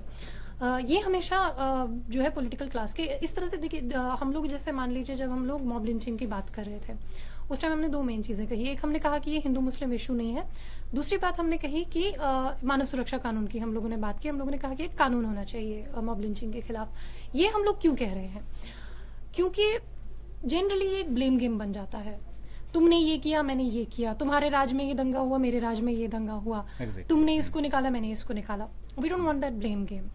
हम लोग चाहते हैं कि यहाँ की सरकार जो है, मतलब हम लोग जिस तरह से समाज की कल्पना करते हैं, हम चाहते हैं कि यहाँ की जो सरकार है उसको किस लिए इलेक्ट किया जाता है? बेसिक इश्यूज सॉल्व करने के लिए। अगर आप वो नहीं कर सकते हैं, आप छोड़ दीजिए सरकार। अगर आप लोगों को सेफ नहीं कर सकते हैं, अगर आप लोगों की एम्प्लॉयमेंट इश्यूज पे बात नहीं कर सकते हैं, आपको सरकार में होने का कोई अधिकार ही नहीं है। दुनिया में कहीं ऐसा हुआ है? नहीं, एकदम हुआ है। देखिए अगर आप यूरोप को, अगर आप पोस्ट वॉर यूरोप की मैं बात कर रही हूँ, मतलब उससे पहले तो पूरा कोलोनियलिज्म वगैरह वहाँ पे चलता रहा, लेकिन पोस्ट वॉर यूरोप में अगर आप देखें, वहाँ पे इन सारे इश्यूज पे ध्यान दिया गया है। और इसलिए आप देखते हैं कि यूरोप में जो आज अगर पीस है, रिलेटिवली अगर पीस है, वो इसलिए है क्योंकि लोगों के पास में एजुकेशन है, लाइवलीहुड है, और वो लोग जो है अपना दिमाग जो है पॉजिटिव चीज़ों पे लगा रहे हैं। किस तरह से जो है, अब मान लीजिए आप जापान को देख लीजिए। जापान पे बॉम्ब्स गिराए गए, जापान में काफ़ी सारा जो है वर्ल्ड वॉर के दौरान काफ़ी वायलेंस हुआ, लेकिन जापान ने ध्यान दिया है अपने पॉलिसी पे, अपनी साइंस पॉलिसी पर ध्यान दिया है, अपनी इंजीनियरिंग पॉलिसी पे ध्यान दिया है। आज जापान वर्ल्ड लीडर है मैन्युफैक्चरिंग में, बाकी सारी चीज़ों में। हम लोग क्यों नहीं उस तरह का सोच सकते हैं? हमारी सरकार तो पूरा एजुकेशन को ठप करने पे लगी हुई है। अभी जेएनयू के अंदर सीट कट हो गया है, जेएनयू में इस बार एडमिशन नहीं हो रहे हैं। सरकार को तो ये ध्यान देना चाहिए कि किस तरह से हायर रिसर्च हो, किस तरह से हम लोग सिर्फ जो है कंप्यूटर और आर्टिफिशियल इंटेलिजेंस इंपोर्ट ना करें बाहर से। हम लोग कैसे अपनी पॉलिसी बनाएं, हम लोग कैसे इस तरह से डेवलप हो कि यहाँ पे आप 14 सिलिकॉन वैली बना सकते हैं, यहाँ पे आप 300 जापान बना सकते हैं अगर आप चाहें तो। लेकिन आपको वही करना है, आपको हिंदू मुसलमान ये वो यही सब कुछ करना है। सरकार अगर चाहे तो नहीं कर सकती है क्या? चलिए, आपके लिए एक सवाल आया है और वो सवाल मैं लेना जरूर चाहूंगा, क्योंकि हजारों लोग हम लोगों को सुन रहे हैं मेरे ख्याल से इस वक्त। उनका सवाल ये है कि कोई भी कश्मीरी, देखिए मैं उसी भटकाव पर मैं आपसे आने वाला था, कि कोई भी कश्मीरी अगर नाराज होता है सिस्टम से या सरकार से या हालात से या किसी भी वजह से, तो वो गुस्सा होकर पाकिस्तान चला जाता है और फिर आतंकी बन जाता है। ऐसा क्यों? ये first of all this question is not correct. I am a Kashmiri, I am very angry with the system, I am not in Pakistan, I am here.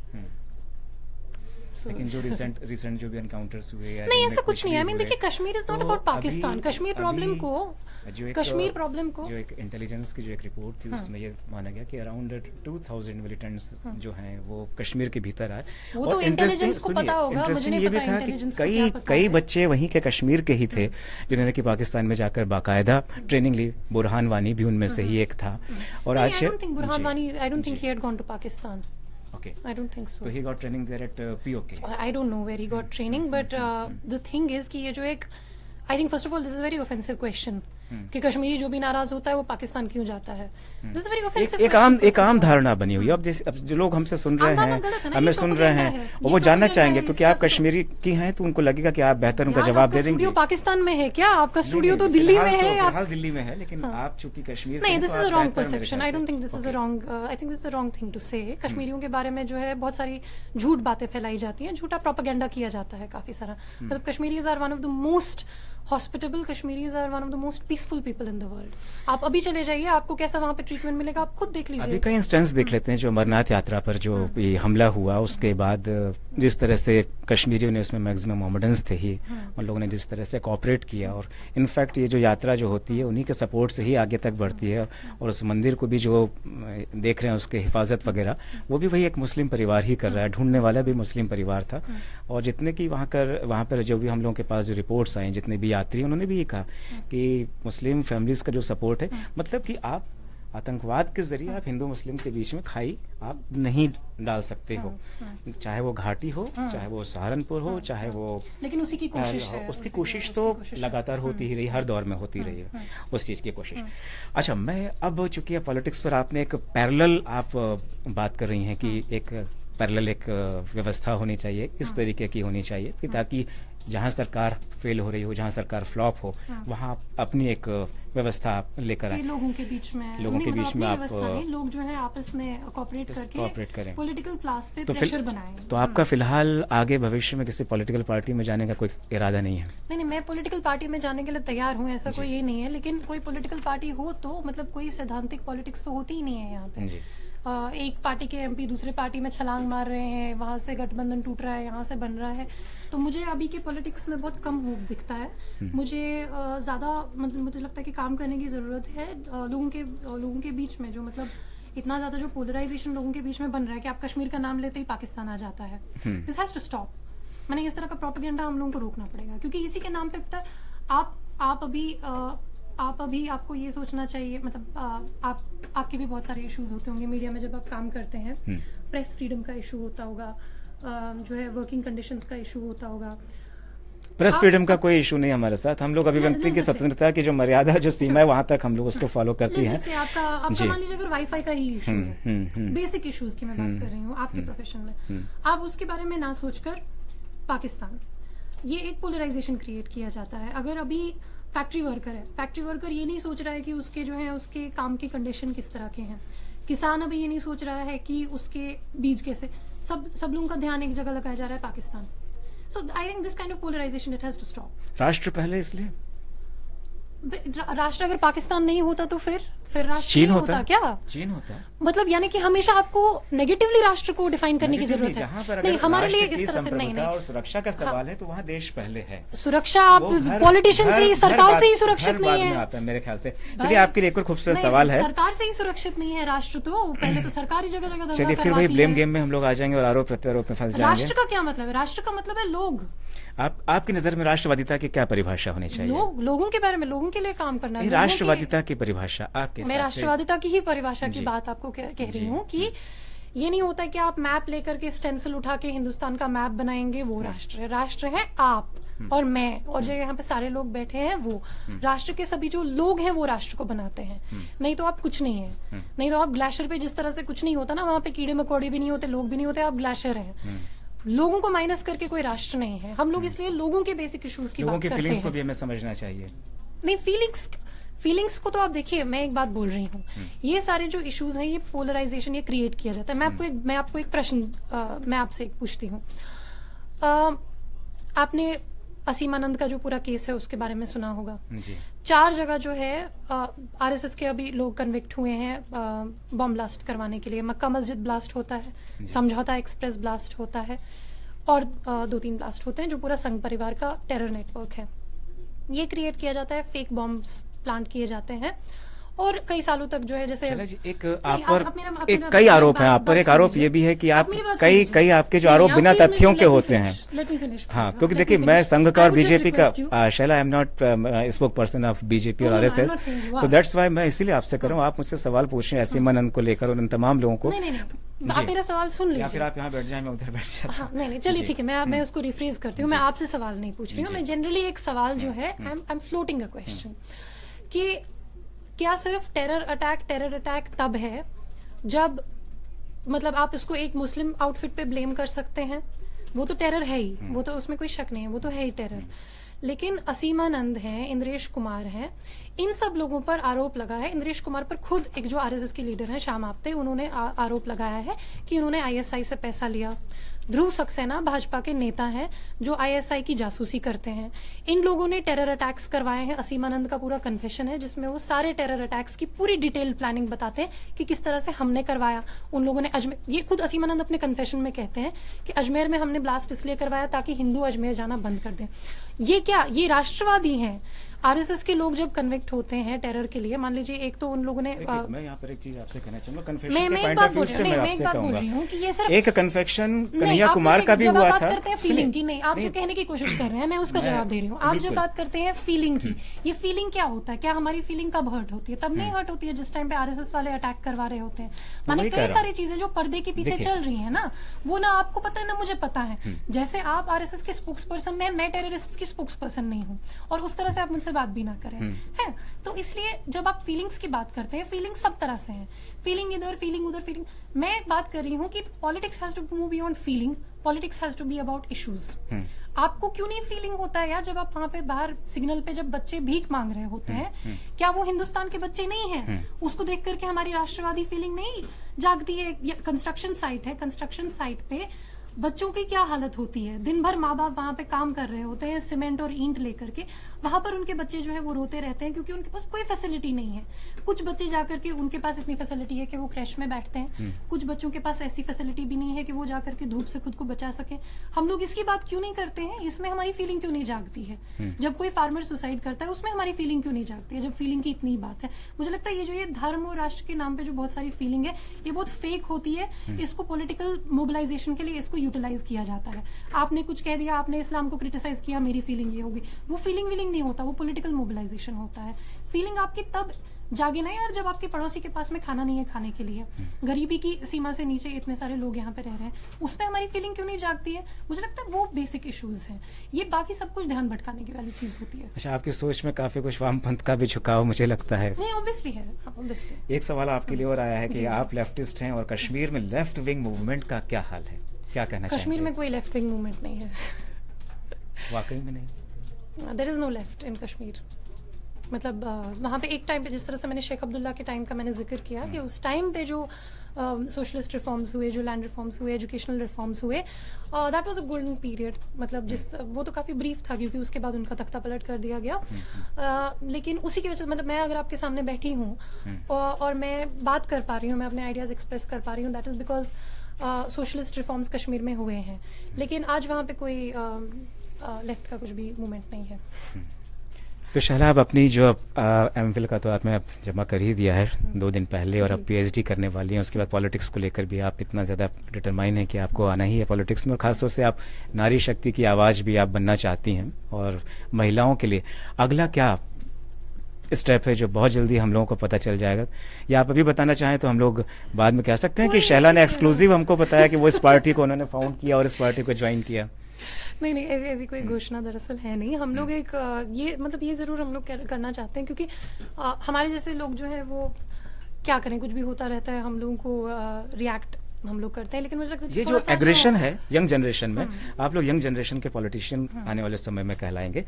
मैं एक छोटा सा एग्जांपल देना चाहता हूँ। जैसे कि एक परिवार होता है, उसमें फादर होते हैं, वो मुखिया होते हैं, सब बच्चे होते हैं। ऐसे हमारा देश भी एक परिवार है, उसमें हिंदू, मुस्लिम, सिख, ईसाई सब भाई बहन सब के सब हैं। बच्चों का अपने पेरेंट्स के साथ में एक जनरेशन गैप होता है। क्या ऐसा लगता है कि आपका भी मोदी सरकार के साथ में जनरेशन गैप है? नॉट जस्ट मोदी सरकार, it is not just Modi सरकार। इवन जो पूरा मतलब अगर आप लेफ्ट में भी देखें, मुझे लगता है एक रीडिफाइन करने की एक कोशिश चल रही है। मतलब मुझे लगता है कि अभी जैसे आप देखते हैं कई सारे लोग जो किसी भी लेफ्ट पार्टी से वाबस्ता नहीं है, वो अपना खुद का वामपंथ जो है डिफाइन करने की कोशिश कर रहे हैं। कोई कला के जरिए, कोई जो है गाना गा रहा है। मतलब आपको कई सारे लोग ऐसे दिखेंगे, जैसे कई सारे रैप आर्टिस्ट आपको दिखेंगे जो किसी लेफ्ट पार्टी से नहीं है, मतलब इवन किसी स्टूडेंट फ्रंट से भी नहीं है। वो अपने गाने बना रहे हैं, या वो कॉमेडी कर रहे हैं, या वो लोग जो है लिख रहे हैं। वो किसी ऑर्गेनाइज्ड लेफ्ट के पार्ट नहीं है। मुझे लगता है वो जनरेशन गैप सब जगह एग्जिस्ट करता है, और अगर ये जनरेशन गैप है, मुझे लगता है एक अच्छी चीज़ है क्योंकि इससे जो है चेंज का एक मतलब स्कोप बनता है। मतलब मैं चाहती हूँ कि ऐसा एक माहौल बने जिसमें चाहे कोई युवा है वो कांग्रेसी विचारधारा से संबंध रखते हैं, या कोई युवा है जो इकोनॉमिकली राइट विंग है, ये कोई भी, वो लोग आपस में बैठ के बात कर सकें कि यार इस प्रॉब्लम का क्या करना है और क्या कोई कॉमन कंसेंसस बन सकता है। माने जैसे पार्लियामेंट का सेशन शुरू करने से पहले ऑल पार्टी मीटिंग होती है, क्या इस तरह से हम लोग यूथ लेवल पे कोई ऑल पार्टी मीटिंग कर सकते हैं, कोई ऑल आइडियोलॉजी मीटिंग कर सकते हैं, जहाँ पे हम लोग कॉमन मिनिमम पे एक साथ आए, हम लोग कहें कि यार इस इशू का कुछ करना है। जैसे जो हमने मॉब लिंचिंग वाले इशू में एक हद तक करने की कोशिश की। मुझे लगता है वो जैसे हमारे जो अगर आप टीम देखेंगे, जो लोग हमारे साथ जुड़े मॉब लिंचिंग में, वो सभी विचारधारा से हैं और खुल के बोलते हैं हम इस पार्टी से, हम इस पार्टी से। हो सभी विचारधारा से, लेकिन सक्सेस तभी है कि जब उसको हम लोग कम्युनल जो कलर है, कम्युनल फ्लेवर वो नहीं दें, तभी वो सक्सेस है उसको लेकर। नहीं, एकदम हम लोगों ने देखिए शुरुआत से ये बात कही है कि मॉब लिंचिंग कोई हिंदू मुस्लिम इशू नहीं है। ऑल्दो इस पे मैं फिर से एक बार रिपीट करना चाहती हूँ कि जब अगर महिलाओं का रेप हो रहा है तो आपको बोलना पड़ेगा महिलाओं का रेप हो रहा है। अगर महिलाओं के खिलाफ हिंसा हो रही है, आपको बोलना पड़ेगा महिलाओं के खिलाफ हिंसा हो रही है। आप ये नहीं कह सकते हैं कि मानव के खिलाफ हिंसा हो रही है, क्योंकि ये एक आइडेंटिटी बेस्ड टारगेटिंग है। हाउएवर, मैं बार बार इस बात को स्ट्रेस कर रही हूँ कि हम लोगों ने जब कानून का नाम दिया मानव सुरक्षा कानून, उसमें शब्द है मानव, मानव में सब लोग हैं। अब जैसे आपने जो पोस्टर देखा होगा हमारा, उस पोस्टर में अगर आप देखेंगे, अधिकतर जो केसेस हैं असल में जो हिंदुओं के साथ में मॉब लिंचिंग हुई है उसके केसेस हैं। एक हिंदू ऑटो ड्राइवर है, उन्होंने किसी को सड़क पे पेशाब करने से रोक लिया, उनको पीट दिया, उनको मार दिया। ऊना के जो दलित हैं वो तो मुसलमान नहीं है।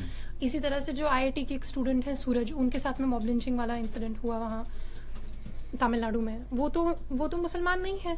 या जो यहाँ पे मतलब नोएडा के पास में ही एक जगह है जहाँ पे भूप सिंह और उनके भाई जो हैं वो 2 किसान थे। उन लोगों को मतलब जो खुद को गौरक्षक कहते हैं, उन लोगों ने पीट दिया, मार दिया। वो मुसलमान नहीं है। तो इसलिए मैं कह रही हूँ कि हिंसा आम हो जाएगी, फिर क्या हिंदू क्या मुसलमान, ये तो पागलपन है। मतलब ये जो इस तरह की जो चीजें होती हैं, ये मान लीजिए एक तरह का टेररिज्म है। जिस तरह से टेररिस्ट जो है आगे पीछे कुछ नहीं, मतलब टेररिस्ट जब मारते हैं वो तो ये थोड़ी देखते हैं कि हिंदू को मार रहे हैं, मुसलमान को मार रहे हैं। कितने सारे मुसलमान मरते हैं टेररिस्ट अटैक में। इसी तरह से ये पागलपन है, इसका कोई लॉजिक नहीं है। आप पर कई आरोप लगे हुए हैं, बहुत सारे मेरे लोग कोई आरोप आरोप नहीं लगाते लगा हैं सोशल मीडिया पर आपको लेकर कई तरीके की बातें की जाती हैं। एक आप पर एक और आरोप है जेएनयू को ही लेकर है। मैं इसलिए ज़रूर कहूँगा क्योंकि आप जेएनयू की छात्र संघ की वाइस प्रेसिडेंट रही हो, जेएनयू ने आपको बहुत कुछ दिया है, पहचान भी दी है। ये कहा जाता है कि जेएनयू में आप रहकर, आरोप है, आई am not saying bye my self, आरोप है कि जेएनयू में आप रहकर कश्मीर के मुद्दे को गरमाने का काम करती हैं, लोगों को सरकार के खिलाफ भड़काने का काम करती हैं और कश्मीरियत के मुद्दे को उठाती हैं और यहाँ तक कि आप नक्सलियों का भी समर्थन करती हैं, आतंकियों का भी। ये सब भी आप पर आरोप लगे हैं, क्या कहेंगे आप इस पर? देखिए, ये कोई अगर जो मुझे जानता हो पर्सनली, वो आपको बता सकता है। एक्चुअली तो आपको किसी जेएनयू के स्टूडेंट से पूछना चाहिए कि यूनियन में जब आप होते हैं, आपका आधा काम तो होता है कि किसी के नहीं किसी के दरवाजे की कुंडी टूट गई है, उसका कंप्लेंट नहीं लिखा जा रहा है, वो करना। किसी का फेलोशिप नहीं मिल रहा है, वो करना। किसी के एडमिशन में प्रॉब्लम है, वो करना। जैसे मुझे लगता है कि मेरा जो जब मेरा यूनियन था, मुझे जनरली इस चीज़ के लिए मतलब याद रखा जाता है कि जो सेडिशन वाले जो प्रोटेस्ट्स हुए, जो मतलब स्टैंड विद जेएनयू मूवमेंट हुआ। लेकिन मुझे पर्सनली लगता है, अपने पर्सनल असेसमेंट में मुझे लगता है कि मेरा रोल इतना ज़्यादा स्टैंड विद जेएनयू मूवमेंट में नहीं था जितना मेरा रिसर्च फेलोशिप वाले मूवमेंट में था, क्योंकि वो एक मूवमेंट ऐसा था जिसमें मैंने बहुत जान लगाई थी और उससे काफ़ी मेरा हेल्थ भी अफेक्ट हुआ था। मेरे नज़दीक वो ज़्यादा इशू है जिस पे मैंने काम किया है। मैंने कोई भी जो मुझे क्लोजली जानता है वो इस बात को जानता है कि रिसर्च फेलोशिप वाला क्या मूवमेंट हुआ था। वो अक्टूबर 2015 में, जब स्मृति ईरानी एचआरडी मिनिस्टर थी, उस वक्त यूजीसी का एक निर्णय आया था कि जो रिसर्च फेलोशिप मिलता है एमफिल और पीएचडी में स्टूडेंट्स को 5,000 8,000 उसको बंद कर दिया जाए। मुझे लगता है मेरा योगदान ज़्यादा उस वक्त था कि उसको रिसर्च फेलोशिप को कैसे बचाया जाए, और हम लोगों ने बचाया। मतलब उस पर हम लोगों ने काफ़ी बड़ा मूवमेंट किया। ऑक्यूपाई यूजीसी पूरे देश भर में हम लोग गए, जगह जगह जाकर के हम लोगों ने कैंपेन किया, स्टूडेंट्स को इकट्ठा किया। तो एक्चुअली हम लोग देश को तोड़ने का काम वो लोग कर रहे हैं जो दंगा कराते हैं, लोगों को आपस में डिवाइड करते हैं। हम लोग जो है देश को जोड़ने का काम करते हैं, क्योंकि हम लोग स्टूडेंट्स को उनके मुद्दे पर यूनाइट करते हैं। हम लोग ऑल इंडिया मार्च करते हैं, जिसमें कोई हिंदू मुस्लिम कुछ नहीं होता है, जिसमें सारे रीजन से लोग आकर के यहाँ पे मार्च करते हैं। सरकार उस पर टीयर गैस चलाती है। ये काम हम लोग करते हैं। सो मेरे नज़दीक जो है रिसर्च फेलोशिप का इशू बहुत इंपॉर्टेंट है। स्टूडेंट्स इशू पे मैंने बहुत सारा काम किया है। तो अब कहने वाले तो कुछ भी कहते हैं, मतलब अब तो आजकल तो मतलब फेक न्यूज़ का ज़माना है, आजकल पोस्ट ट्रूथ का ज़माना है, आजकल कुछ भी चलता है। चलिए शहला, हमसे बात करने के लिए बहुत धन्यवाद। और मैं ज़रूर एक चीज़ चलते चलते आपसे कहूँगा कि एक बड़ा खूबसूरत सा शेर था वो आप पर, मुझे लगता है कि वो आता है वो, जिसमें कि हमने अपने दिल की बात को लबों पर लाकर क्या गुस्ताखी की कि सुनते ये थे कि जेएनयू में बहुत दिल वाले रहते हैं और अब तक हम दुख सहते हैं। तो कोई ऐसा तो एहसास आपके भीतर नहीं है कि मैंने लोगों की बात की और लोगों के हक की बात की और वो राष्ट्रद्रोह बन गया और फिर वो देशद्रोह बन गया और फिर मुझे कश्मीरी बनकर मुझे कश्मीरी वोमेन और क्या मुसलमान होने की वजह से मुझे अग्नि परीक्षा बार बार देनी पड़ रही है? नहीं, ऐसा कुछ नहीं है, क्योंकि लोगों का सपोर्ट भी काफी ज्यादा। देखिए, ये जो ये ट्विटर पे जो ये सब ट्रोल वो लिखते रहते हैं, मैं इसको इसके लिए मैं शब्द यूज करती हूँ प्रीपेड हेट्रेड। ये कोई ऑथेंटिक हेट्रेड नहीं है, ये प्रीपेड हेट्रेड है। मैं तो जगह जगह मेरे जो लास्ट टॉक जो मैंने दिया, वहाँ पे एक लॉ स्टूडेंट मुझसे मिलने के लिए आया। उसने कहा कि मैम वैसे तो मैं बीजेपी से हूँ, लेकिन मैं आपको सपोर्ट करता हूँ। सो इस तरह के भी लोग हैं। मैंने ऐसा कुछ नहीं है, काफी सारा पब्लिक सपोर्ट है। नहीं, मैंने आज ही देख रहा था, मैं चूंकि आपसे मिलना था तो देख रहा था कि यूट्यूब में शहला रशीद की बहुत सारी हेट स्पीच हैं। हाँ, मैं देख नहीं पाया उनको। एक दो मैंने जानने की कोशिश की तो उसमें कुछ मुझे इनफैक्ट नजर नहीं आया।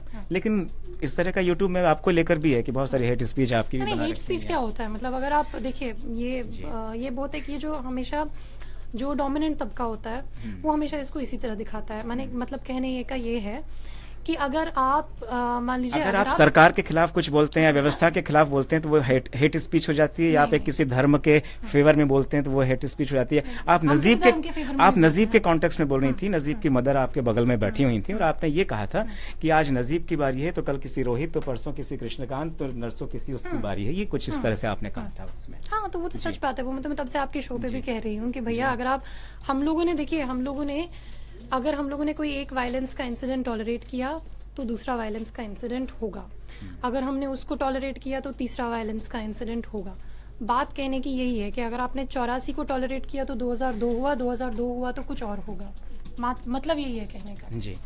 और ये क्या होता है, देखिए अगर आप महिला हैं, आप कहेंगे कि यार मेरे साथ अत्याचार हो रहा है, मैं जो है सड़क पे नहीं निकल सकती हूँ। आपको बोला अरे तुम तो मर्दों के खिलाफ बोल रही हो, यही बोला जाता है ना कि जब भी आप ऑपरेशन की बात करेंगे आपको बोला जाएगा नहीं मैं किसी के खिलाफ नहीं बोल रही हूँ, मैं अपने अधिकार के लिए बोल रही हूँ।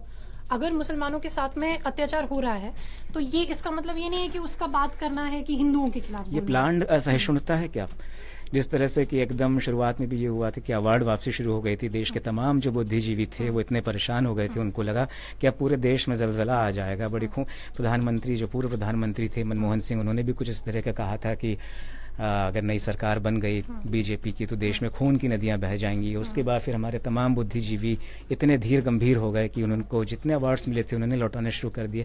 असहिष्णुता को लेकर फिर आमिर खान का भी स्टेटमेंट आया, दुनिया जान के अचानक वो सारी चीजें दब गई। लेकिन आपको लग रहा है कि फिर से एक वो इनसिक्योरिटी वाला वो तो हुआ ही है ना। देखिए ये बात नहीं है कि आपको लग रहा है या मुझे लग रहा है। रामजस कॉलेज में एक टॉक होता है, culture for cultures of dissent, culture for hate speech नहीं, cultures of dissent, culture of hate speech, cultures of dissent, cultures of hate speech, cultures of dissent. वहाँ पे एक प्रोग्राम होता है जिसमें कई सारे प्रोटेस्ट था, कल्चर्स ऑफ प्रोटेस्ट में भी, हाँ में भी वहाँ पे प्रोग्राम होता है, उसको होने नहीं दिया जाता है। मुझे खुद सड़क पे मेरे बालों से घसीट के मुझे पीटा गया। ऐसा क्या था?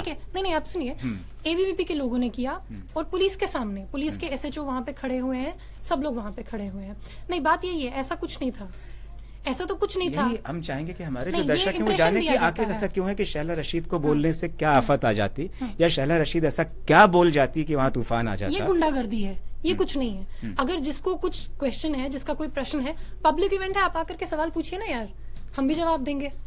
लेकिन बात यही है, एक्चुअली बीजेपी आरएसएस के पास कुछ कहने के लिए है नहीं, because they have failed the nation. उन लोगों ने उनके राज में स्टूडेंट परेशान है, उनके राज में व्यापारी परेशान है, उनके राज में किसान परेशान है। इसलिए वो हर किसी को बात करने से रोकते हैं, क्योंकि हम जब बात करेंगे हम इन लोगों की बात करेंगे, इसलिए वो हर किसी को बात करें। और जबरदस्त गुंडागर्दी है उनकी। आप इंटॉलरेंस की बात देखिए, मैं तो एक्चुअली इंटॉलरेंस वर्ड मुझे पसंद नहीं है, क्योंकि ये लोग जो कर रहे हैं वो तो कल्चरल टेररिज्म है। हम लोगों के जैसा खाना खाओ, हम लोगों के जैसा कपड़ा पहनो, हम लोगों की जैसी बात बोलो, नहीं बोलोगे तो फिर तुम लोगों को बोलने की पूरे देश में तो ऐसा नहीं है। पूरे देश मनोहर पर्रिकर तो कहते हैं कि मनोहर पर्रिकर कहते हैं गोवा आइए हमारे साथ बैठ के बीफ खाइए। नहीं, वहाँ पे उनको वोट लेना है ना मनोहर पर्रिकर को, तो लेकिन बाकी जगह तो बीफ के नाम पे वोट तो ले चुके हैं अब वो, वहाँ पे तो अगली बार भी लेना है। बीफ के नाम पे वो लोग मुसलमानों को बाकी देश में, मतलब पूरे देश में मार रहे हैं, वहां पे जाकर के उनकी मतलब गाय माता नहीं है, ये क्या मतलब है? ये तो नॉर्थ ईस्ट में जाकर कहते हैं कि बीफ मलापुरम में जो भाजपा का कैंडिडेट है वो कहता है कि हम बढ़िया क्वालिटी का, हाई क्वालिटी का बीफ खिलाएंगे, हलाल बीफ खिलाएंगे आपको। ये सिर्फ इतना नहीं, कश्मीर में जाकर के आप स्टेटमेंट चेक कीजिएगा, कश्मीर में भाजपा के नेता जाकर के कहते हैं, और ये नहीं कि मतलब जो ऑफिशियल जो उनके वहां के प्रेसिडेंट है, स्टेट प्रेसिडेंट है, वो कहते हैं कि आप भाजपा को वोट दीजिए तभी जाके यहाँ पे इस्लाम का बढ़ावा होगा कश्मीर में। आपको किस लिए मैंडेट मिला है इस्लाम का बढ़ावा करने के लिए? आप काम कीजिए ना यार। आपको what is this Islam, Hinduism, ये सब वो सब, it is they make appeals to religion. उनको जहाँ पे जो काम करेगा वहां पे वो बोल देंगे। इस देश की विडंबना कहिए या फिर त्रासदी कहिए कि जो 70 साल 68 साल जो भी हुए, जो राजनीति है उसकी धारा ही यही रही है, कभी धर्म रहा, कभी जातियां रही। और आप देखिए जाति के जो नेता उठकर ऊपर आए तो यही कहा गया कि ये दलितों की मसीहा हैं या दलितों की देवी हैं। अव्वल उनके शासनकाल में भले ही कुछ काम नहीं हुआ, तो ये विडंबना है।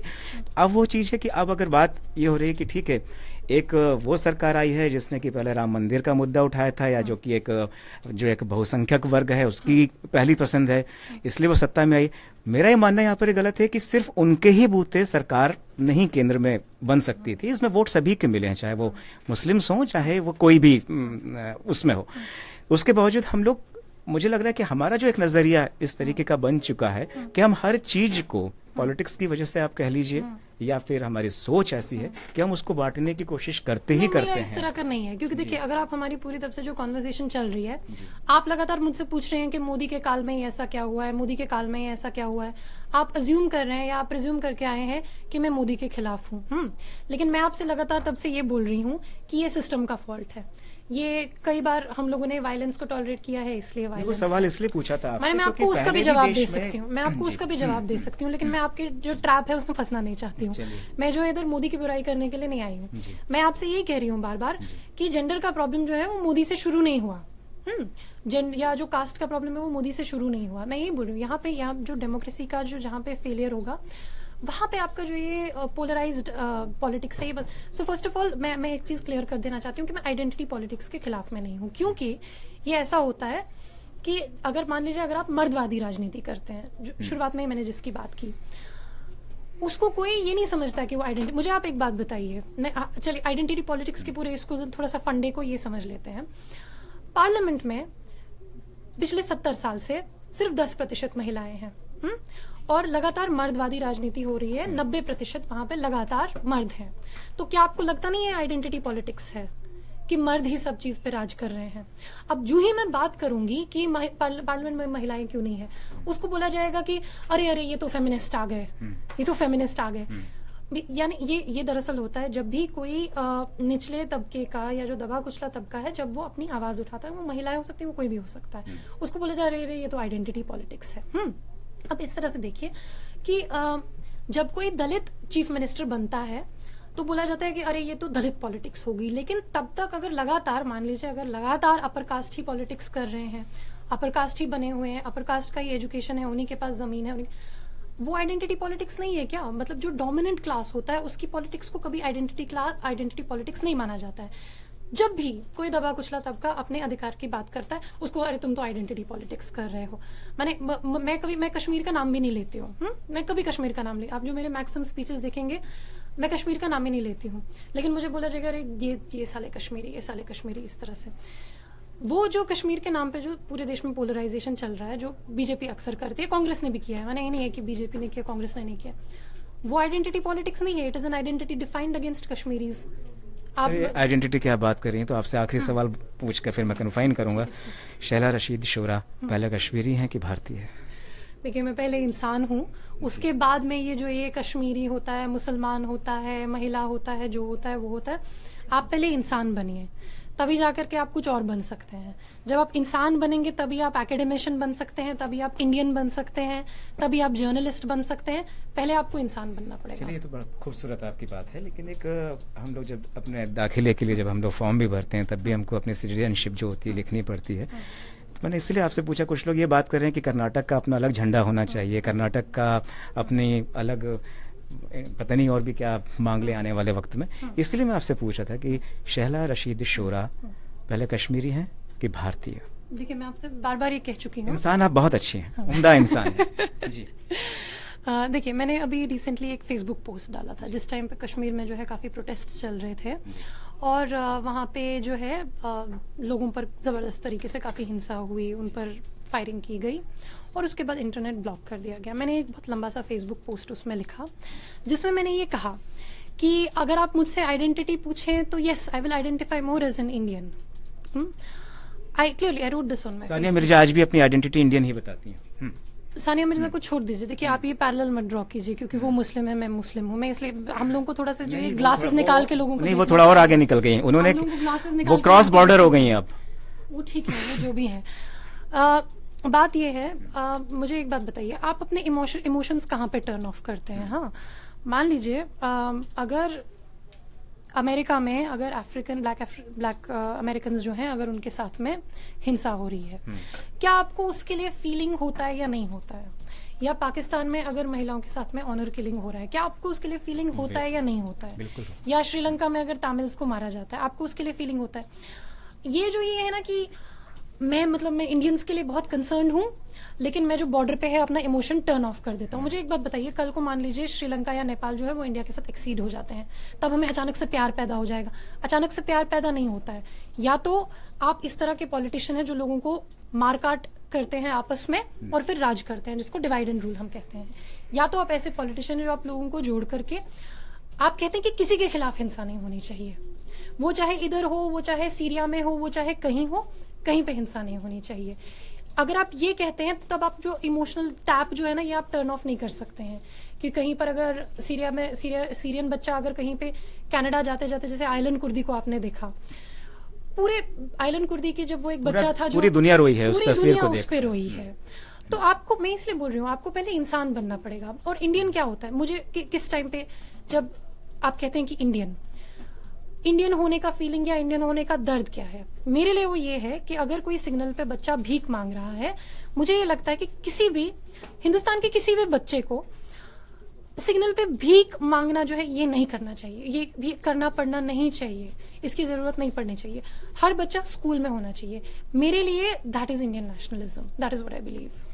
चलिए, थैंक्स लॉट शहला हम लोगों के साथ आज बातचीत के लिए। तो ये शहला की एक नई तस्वीर थी। अमूमन शहला को लोग ट्रॉल करने में ज़्यादा भरोसा करते हैं और दुनिया जहान के आरोप भी उन पर लगे हैं और लगाए गए हैं, और कुछ वो भी मानती हैं कि हाँ, जोश और जुनून में कई चीज़ें हुई भी, और चूंकि अब राजनीति की सीढ़ियाँ वो चढ़ रही हैं तो काफ़ी फासला तय करने के बाद काफ़ी अनुभव भी उनके साथ जुड़ेगा। लेकिन फिलहाल हमारी कोशिश थी कि शहला रशीद शुरा के साथ हम देश के उन संवेदनशील मुद्दों और उन खास विवादों को लेकर चर्चा करें और देखें कि उनकी बेबाक राय क्या है, क्योंकि वो बेबाक राय के लिए ही जानी जाती हैं।